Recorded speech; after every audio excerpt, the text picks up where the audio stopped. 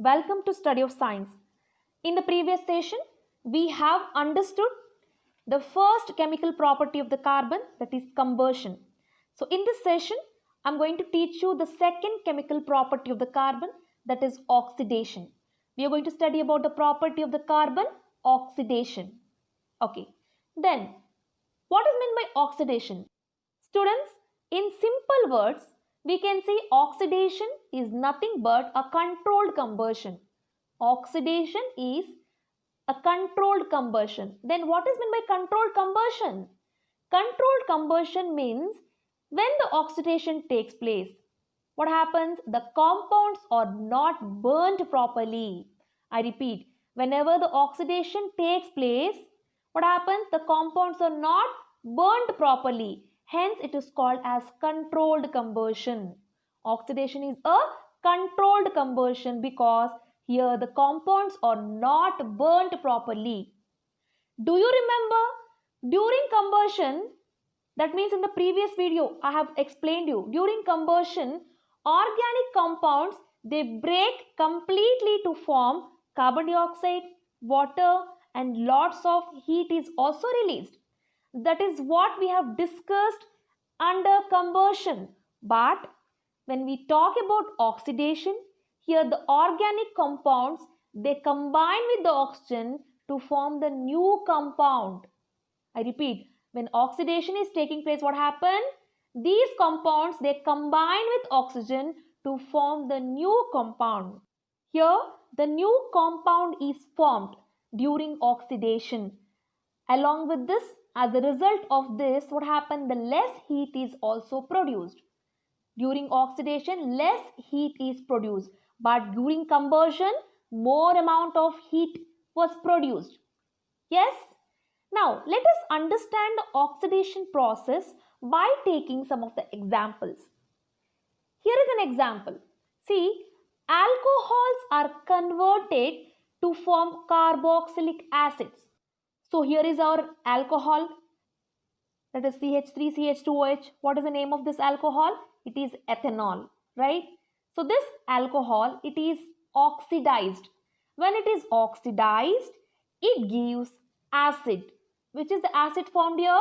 Ethanoic acid.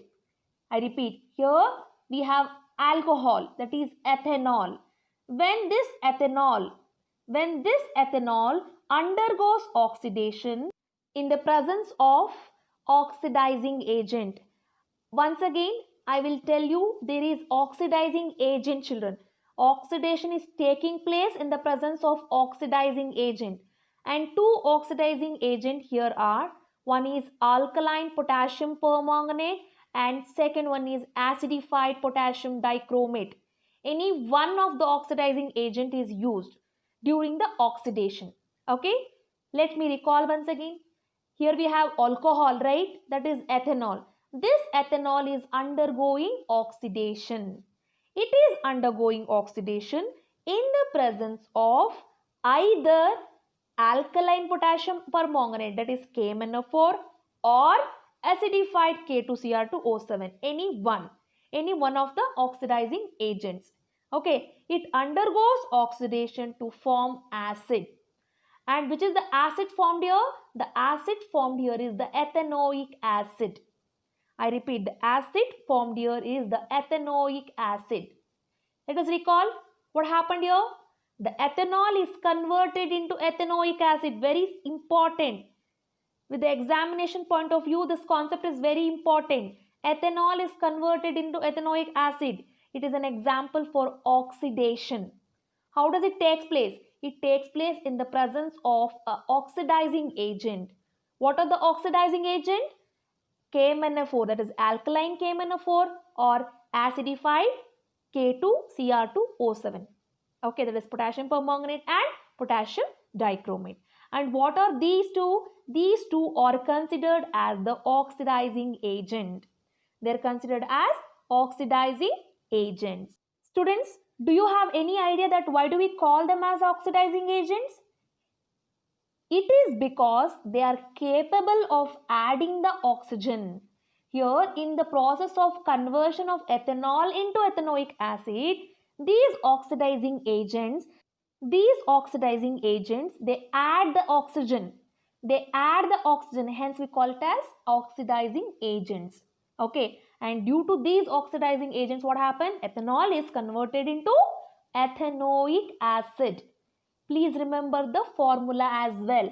Formula is very important. Okay, finally let's recall what is oxidation. Oxidation is a controlled combustion. It is a controlled combustion. Why it is controlled combustion? Because under oxidation, the compounds are not burnt properly. They are not burnt properly, even though they forms a new compound. This is how we can define oxidation. Very simple and very important as well. I hope students you have understood this concept very clear. If you feel this video is useful, you can share with your friends. And if you have not subscribed to my channel till now, kindly subscribe to my channel and don't forget to hit the bell notification. That's all for this session. I'm signing off. Thank you.